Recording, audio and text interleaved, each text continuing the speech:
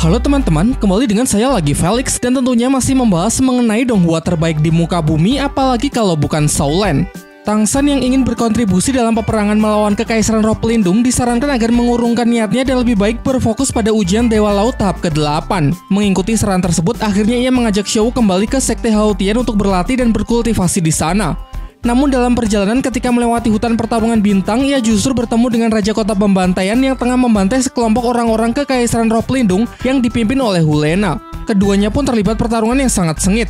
Dengan motivasi dari Raja Kota Pembantaian adalah ingin menuntut balas kepada Tangsan yang dulu pernah datang dan berani mengacaukan wilayah kekuasaannya. Pertarungan berakhir dengan kekalahan Tangsan meski sudah menggunakan kekuatan dari Trisula Dewa Laut karena ternyata Raja Kota Pembantaian juga memiliki senjata dewa yang dia dapat dari ujian Dewa Ashura. Namun sisi baiknya berkat cahaya Dewa Laut milik Tangsan, kekuatan jahat yang merasuki pikiran Raja Kota Pembantaian pun lenyap sehingga ia kembali mendapatkan kendali atas dirinya. Jadi siapakah sebenarnya Raja Kota Pembantaian ini? Bagaimana bisa ia memiliki roh pelindung Palu Hao Tian dan senjata Dewa Ashura? Semua akan terjawab pada pembahasan kali ini. Tetapi seperti biasa, sebelum mulai saya akan memberikan peringatan spoiler warning bagi kalian yang belum dan ingin menyaksikan Donghuanya secara langsung, karena konten kali ini pasti akan mengandung banyak spoiler. Baiklah, kalau kalian sudah siap, mari kita mulai. Raja Kota Pembantaian ternyata adalah sang pendiri dari Sekte Hao Tian yang bernama Tang Chen. Dahulu ia bersama Xian Douliu pernah datang ke Pulau Dewa Laut dan bertemu dengan Bo Saisi yang kemudian terlibat cinta segitiga. Di dalam hatinya, Bo Saisi telah mencintai Tang Chen. Namun karena tak ingin melukai hati dari Xian Douliu, ia memutuskan untuk membuat sebuah sayembara barang siapa yang berhasil menembus level 100 dan mencapai ranah dewa terlebih dahulu, maka ia pasti akan menikahinya. Namun faktanya Bo Saisi tidak sungguh serius ketika melemparkan sayembara tersebut. Ia sangat mencintai Tang Chen sehingga ia mengajukan syarat yang tidak mungkin bisa Xian Douliu penuhi. Ia tahu kalau dirinya dan Xian Douliu merupakan sama-sama pemuja besar dari masing-masing leluhur dewa mereka, sehingga tidak akan mungkin bisa menembus level 100 apalagi menjadi penerus dewa. Tetapi Tang Chen berbeda. Ia tidak terikat oleh dewa manapun sehingga ia menjadi satu-satunya yang berkesempatan untuk menembus level 100 dan mencapai ranah dewa. Jadi singkatnya, rencana Bo Saisi adalah menolak Xian Douliu secara halus sehingga Tang Chen tidak lagi memiliki saingan. Tetapi di luar dugaan, ternyata Tang Chen tidak memahami maksud dari Bo Saisi. Tang Chen justru menanggapi serius cara tersebut dan bahkan bersumpah bahwa ia tidak akan kembali ke Pulau Dewa Laut sebelum ia mampu menembus level 100 dan mencapai ranah dewa. Diceritakan setelah meninggalkan Pulau Dewa Laut, Xian Douliu menyadari batasan dari kemampuan dirinya sehingga ia memilih untuk menikahi wanita lain yang kemudian dikaruniai seorang putra bernama Xian Sunji dan cucu yang bernama Xian Renshui. Sementara Tang Chen akhirnya menemukan sebuah tempat bernama Kota Pembantaian dan di sanalah ia menerima 9 ujian untuk mewarisi kekuatan dari dewa kejahatan yang bernama Dewa Ashura. Namun di sana ternyata terdapat 2 dewa kejahatan. Menurut penjelasan Tang Chen, 2 dewa ini saling bermusuhan dan saling membatasi. Di satu sisi adalah Dewa Ashura yang menguasai ranah pembunuhan, dan di sisi lain terdapat Dewa Raksasa yang menguasai ranah hasrat kejahatan. Dewa Raksasa yang tidak suka jika rival dewanya mendapatkan penerus memutuskan untuk mengacaukan ujian Dewa Ashura yang sedang dijalani oleh Tang Chen.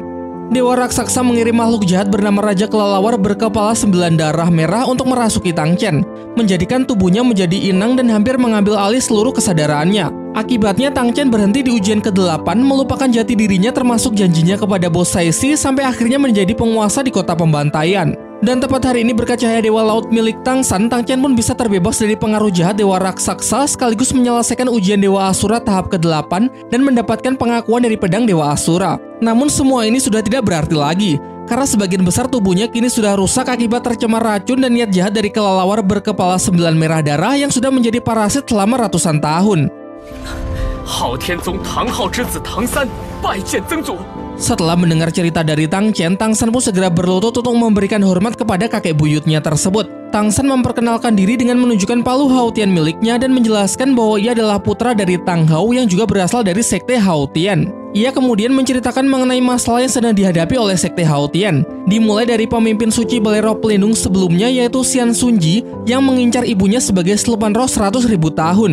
Tang Hao yang berjuang melindungi keluarganya pun memilih untuk melawan pasukan Xian Sunji sehingga menciptakan perselisihan serius antara Sekte Hao Tian dengan Balai Roh Pelindung. Untuk menghindar dari kemusnahan, Sekte Hao Tian kemudian menyembunyikan eksistensinya dari dunia Daoluo. Sebagian besar anggota menyalahkan Tang Hao atas masalah yang terjadi dan mengusirnya dari sekte sehingga membuat Tang Hao hidup dalam pengasingan selama puluhan tahun.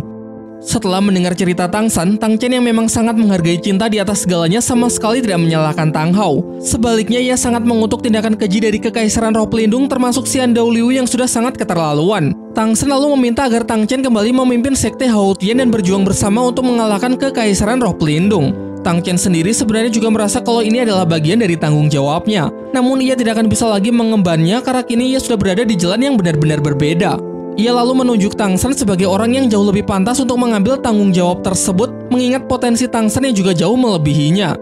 Terlebih lagi, Tang Chen masih berhutang sebuah janji kepada seseorang sehingga ia akan segera pergi ke Pulau Dewa Laut demi menemui cinta lamanya, Bo Saisi.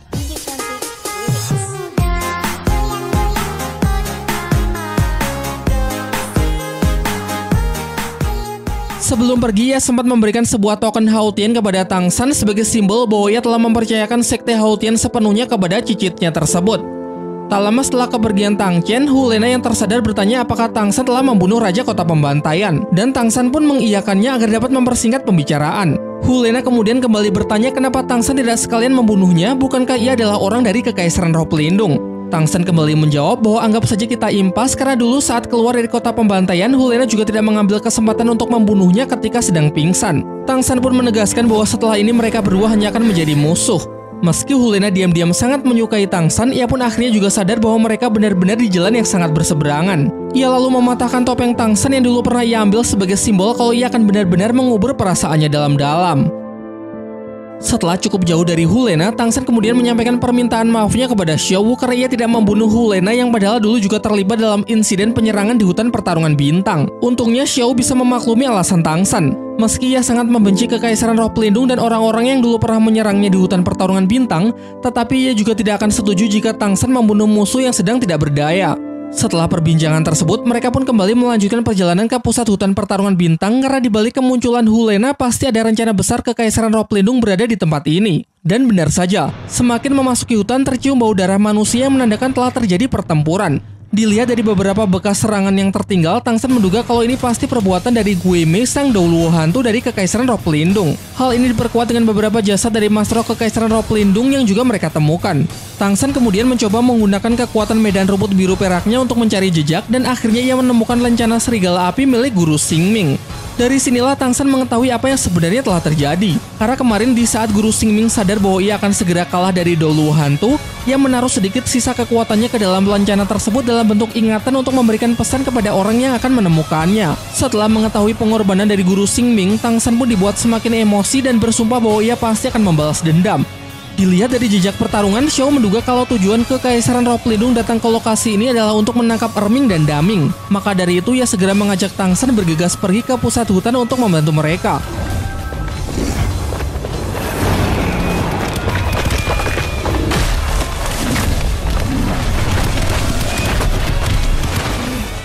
Tang San meminta agar Xiao tidak terlalu cemas karena meskipun Bibi Dong dan pasukannya sangatlah kuat, namun Erming dan Daming merupakan siluman roh tercerdas dan yang terkuat di hutan ini serta sangat menguasai area hutan pertarungan bintang sehingga pihak Kekaisaran Roh Pelindung pasti tidak akan bisa menangkapnya dengan mudah.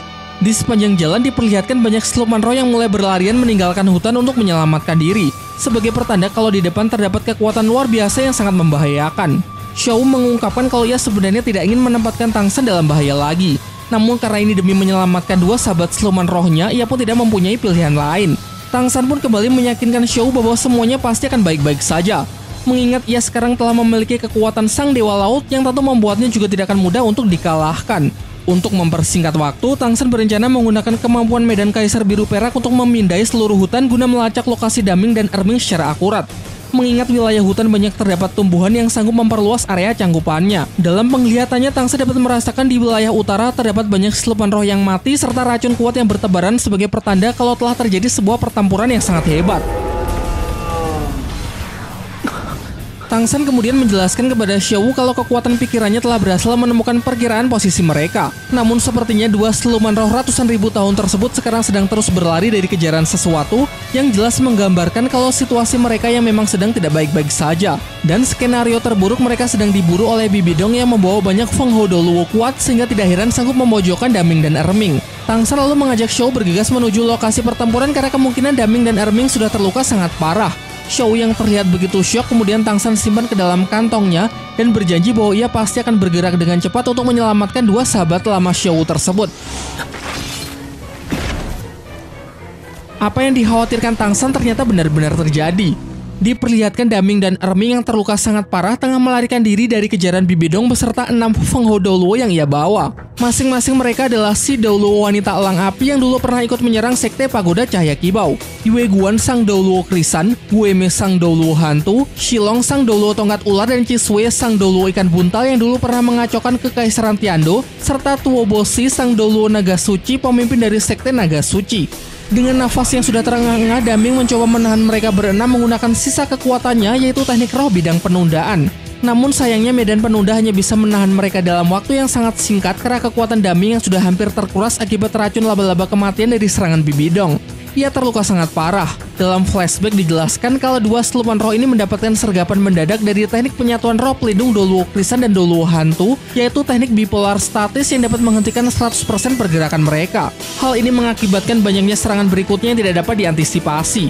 Terlebih lagi serangan dari Bibi Dong, bahkan menurut Daming meski mereka berdua melawannya secara langsung sekalipun peluang kemenangan tetap sangatlah kecil. Daming yang benar-benar sudah mencapai batasnya terhenti karena sudah tidak sanggup untuk berlari lagi. Ia menyuruh Erming agar terus berlari tanpa memperdulikannya mengingat luka Daming juga sudah terlalu parah. Dan setidaknya jika salah satu dari mereka berhasil kabur maka suatu saat pasti akan datang kesempatan untuk membalaskan dendam mereka. Dengan sedikit sisa kekuatan rohnya ia akan berusaha menahan musuh. Ia juga berniat untuk menggunakan teknik bunuh diri agar Bibi Dong tidak akan mendapatkan cincin maupun tulang roh miliknya. Tetapi tentu saja Erming tidak akan setega itu. Alih-alih melarikan diri, ia malah bersiap merilis teknik terkuatnya yaitu hentakan medan pengendali gravitasi. Memang sangat layak dua siluman roh ini dijuluki sebagai kaisar dan raja hutan karena meski sudah terluka sangat parah, serangan ini cukup sukses menekan ke-6 Feng Hou Douluo sekaligus. Akan tetapi medan gravitasi milik Erming seketika lenyap ketika berhadapan melawan medan kematian dari kekuatan kaisar laba-laba Bibi Dong. Bibi Dong sendiri juga mengakui betapa hebatnya dua siluman roh tersebut, membuat ia semakin yakin kalau mereka pasti mempunyai cincin dan tulang roh yang sangat berharga. Dan begitu ia mendapatkannya, pasti dengan mudah ia bisa menyelesaikan rencananya untuk menguasai seluruh dunia Douluo. Demi mencegah akan ada lebih banyak masalah, ia kemudian segera memerintahkan pasukannya untuk kembali melancarkan serangan dan bunuh kedua siluman roh tersebut. Aksi kejar-kejaran pun kembali berlanjut. Kali ini Douluo Hantu bekerja sama dengan Douluo Krisan untuk menangkap Erming menggunakan masing-masing teknik cincin roh terkuat mereka. Douluo Hantu menyerang dengan teknik roh ke-9 tarian iblis neraka. Dilanjutkan dengan teknik roh ke-9 dari Douluo Krisan yaitu guguran bunga krisan kelopak bunga menembus tulang. Tubuh sekeras Erming pun juga tidak bisa menahan serangan yang begitu kuat. Daming yang mencoba membantu juga tidak bisa berbuat banyak karena ia masih harus berhadapan dengan Feng Hou Douluo lain yang tak kalah kuatnya. Army.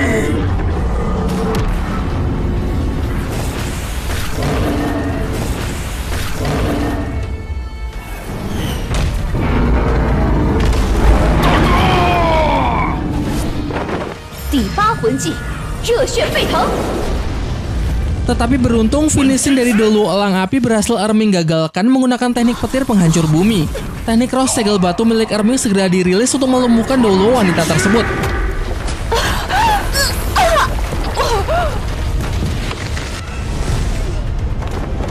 Gelombang udara yang tercipta menggetarkan seluruh wilayah hutan. Tang San yang sedang menuju lokasi pertempuran pun juga dapat merasakannya. Terasa aura roh yang kacau di mana kemungkinan ini menjadi teknik terakhir dari siluman roh Daming dan Erming menjelang kematian mereka. Dari kepekaan medan rumput biru perak juga sangat terasa kalau kekuatan roh dari dua siluman tersebut berkurang banyak hanya dalam waktu singkat. Dan setelah debu sisa ledakan Bibi Dong singkirkan, terlihat kalau salah satu Feng Hou Douluo-nya kini telah tewas. Wu Mei mengusulkan agar mereka melancarkan serangan sekali lagi, namun Bibi Dong menolak dengan alasan tidak perlu membuang-buang kekuatan lagi karena setelah merilis serangan barusan, pasti racun dalam tubuh dua siluman roh tersebut semakin cepat menyebar. Maka dari itu ia memerintahkan untuk memperlambat pengejaran dan cukup menunggu sampai keduanya tidak bisa lagi bergerak.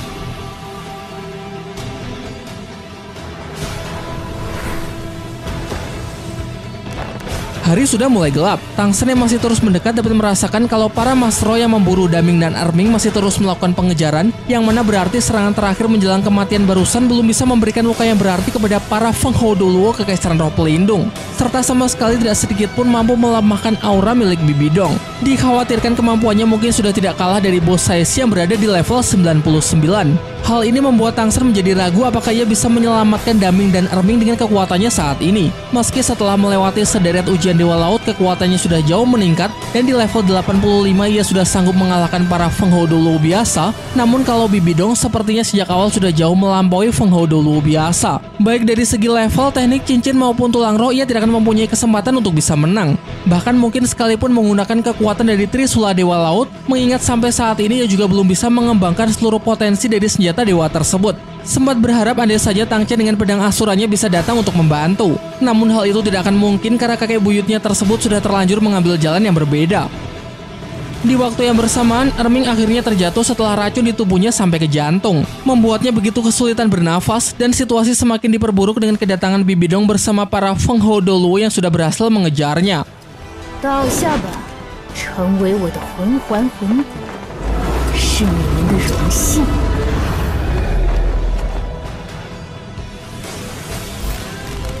Nah, itu tadi adalah plot cerita Donghua Soulan di episode terbaru yaitu 208 dan 209.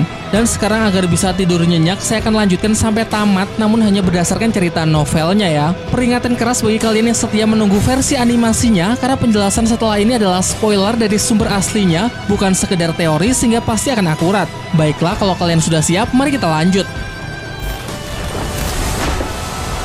大明二明的气息又变弱了。 Ketika situasi sudah benar-benar terdesak, untuk saja Tang Shen berhasil datang tepat waktu. Ia menembakkan kekuatan dari cahaya Dewa Laut tepat ke arah Doluo Hantu, kemudian menggunakan Trisula Dewa Lautnya untuk menikam dan membunuhnya dalam sekejap. Teriakan memilukan terdengar dari Doluo Krisan yang memang memiliki hubungan dekat dengan Doluo Hantu.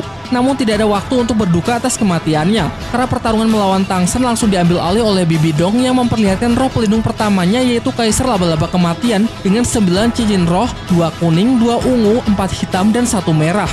Tang Shen kemudian menggunakan medan Kaisar Biru Peraknya untuk melindungi dirinya bersama Erming dan Daming dari serangan mematikan Bibi Dong. Tanpa jeda, Bibi Dong langsung beralih ke roh pelindung keduanya yaitu Kaisar Laba-Laba Pemakan Jiwa dengan 7 cincin roh, 5 hitam, dan 2 merah. Melihat situasi yang semakin berbahaya, Tang Shen pun segera menyuruh Xiao pergi bersama Daming dan Erming sejauh mungkin. Sementara ia akan menahan Bibi Dong dan ke-6 Feng Hou Doluo semampunya. Saat itu juga tiba-tiba cahaya Dewa Laut menjadi lebih kuat dan terdengar suara di dalam benaknya. Suara tersebut mengajari Tang Shen bagaimana cara menggunakan 3 teknik pertama dari 13 teknik dari Trisula Dewa Laut. Teknik pertama adalah gelombang tanpa bentuk yang sanggup membatasi pergerakan target selama 8 detik. Teknik kedua adalah kehampaan 1000 tahun yang merupakan teknik serangan massal. Terlihat banyak awan emas dipanggil menyerang ke arah musuh dan memberikan serangan ledakan. Dilanjutkan dengan teknik ketiga bernama perjalanan tanpa kembali. Sebuah serangan tunggal yang hanya menargetkan Bibi Dong, meski tidak dapat membunuhnya, setidaknya cukup membuatnya terluka parah. Tang Shen pun memanfaatkan kesempatan ini untuk segera pergi menyusul Xiao, sementara Bibi Dong beristirahat untuk memulihkan diri. Ia tidak terbunuh berkat teknik dari cincin roh ke-9-nya yaitu tubuh abadi, yang mana tidak akan bisa mati kecuali jika terkena serangan tingkat dewa yang sesungguhnya.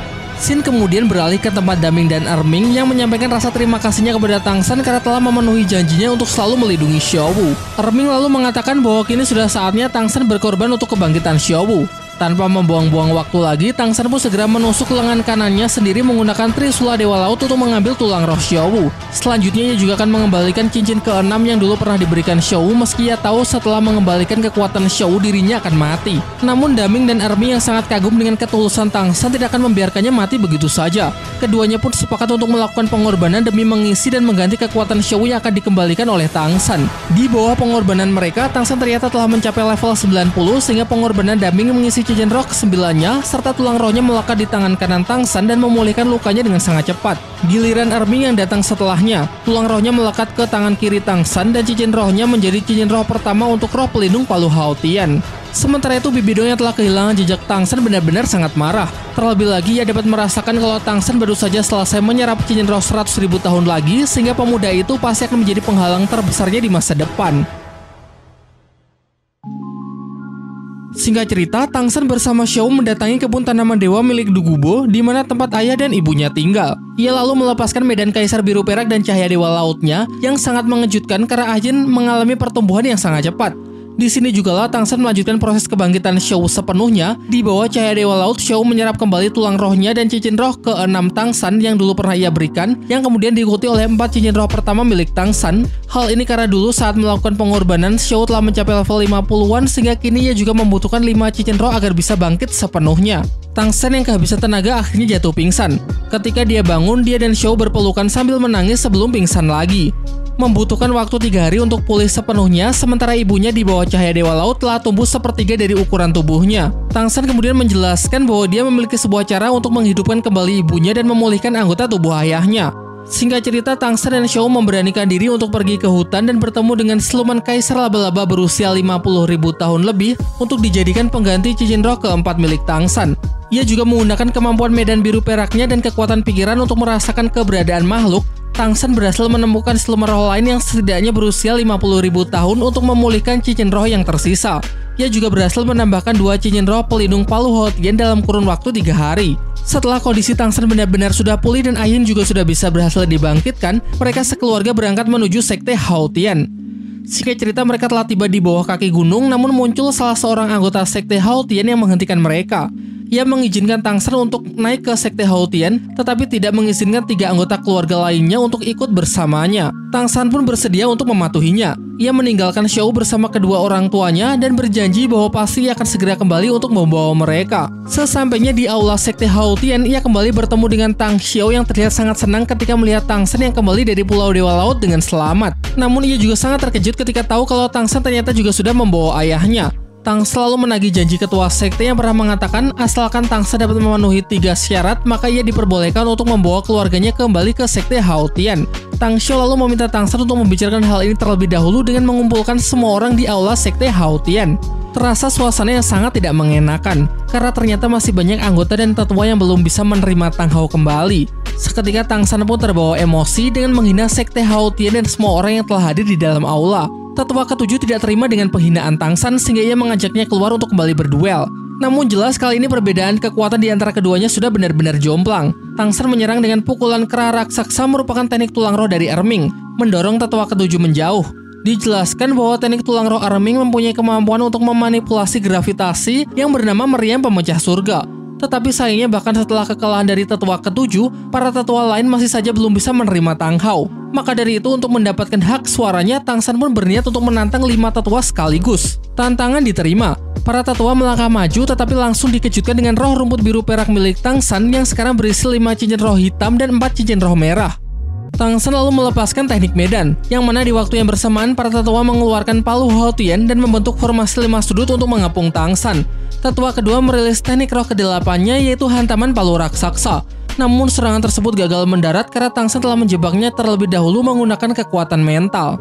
4 tetua lainnya kemudian menggabungkan teknik pertahanan. Tang Shen kemudian menggunakan teknik pertama dari 13 teknik Trisula Dewa Laut, gelombang tanpa bentuk, menyebabkan mereka tidak bergerak dan dilanjutkan menggunakan teknik kedua, kehampaan 1000 tahun, menyebabkan ledakan dan hancurnya pertahanan gabungan dari para tetua. Tang Shen kemudian memenjarakan mereka di dalam kandang rumput biru perak yang telah jauh ditingkatkan, meninggalkan luka kecil di dada mereka sebelum menghancurkannya dengan Trisula Dewa Lautnya sendiri. Semua orang pun berdatangan untuk menyaksikan amukan Tang Shen. Tetua kedua yang merasa sangat malu mencoba bunuh diri, tetapi untung saja Tang Shen berhasil menghentikannya, lalu menunjukkan token Hao Tian yang pernah diberikan oleh Tang Chen. Di bawah perintah tetua kedua, para tetua lain, Tang Xiao dan 500 murid berlutut memberikan hormat kepada token tersebut. Tang Shen kemudian menjelaskan bahwa setiap orang di sekte ini harus bekerja sama bahu-membahu dalam membangun kembali kekuatan sekte Hao Tian. Tang Xiao dan tetua kedua meminta Tang Shen agar bersedia menjadi ketua sekte Hao Tian yang baru, namun Tang Shen menolak karena status ia sekarang adalah pemimpin dari sekte Tang. Tang Shen lalu merekomendasikan ayahnya untuk menjadi pemimpin dari sekte Hao Tian yang baru dan memberinya 2 tulang roh yang dulu pernah ia kembalikan. Tang Xiao lalu bergegas untuk turun gunung menemui Tang Hao dan meminta maaf sambil memeluknya. Mereka kembali ke aula sekte, dan disinilah Tang Xiao memberikan Tang Hao sebuah kotak yang berisi 2 tulang roh yang sebelumnya dikembalikan. Ia juga memberikan Tang Shen kotak lain yang berisi 3 senjata rahasia pesanannya yang telah selesai dibuat oleh sang dewa pandai besi Lao Gao. Tang Shen kemudian melanjutkan pembicaraan dengan menyarankan kepada sekte Hao Tian untuk muncul dan berpihak pada sisi Kekaisaran Tiando dalam perang besar melawan Kekaisaran Roh Pelindung yang dipimpin oleh Bibi Dong. Semua orang pun sepakat dan dia kemudian melanjutkan untuk memulihkan anggota badan Tang Hao yang sempat putus akibat dulu mencabut tulang roh secara paksa. Dengan menggunakan cahaya Dewa Laut dan kemampuan regenerasi tulang roh ibunya, ditambah dengan berbagai ramuan obat yang dia buat, anggota tubuh Tang Hao pun berhasil dipulihkan dengan kedua tulang rohnya yang kembali menyatu, dan kekuatan roh juga kembali pulih di kisaran level 97. Sedangkan Tang Shen setelah tadi bertarung melawan 5 tetua sekte Hao Tian, kekuatan rohnya telah meningkat menjadi level 93. Singkat cerita, mereka semua segera turun ke medan perang, dan setelah pertempuran selama berminggu-minggu, akhirnya Kekaisaran Roh Pelindung pun berhasil dikalahkan. Bibi Dong mati dan Xian Renshui masih hidup, namun kekuatan dari Dewa Malaikatnya berhasil dilucuti yang membuatnya mentok berada di level 70-an.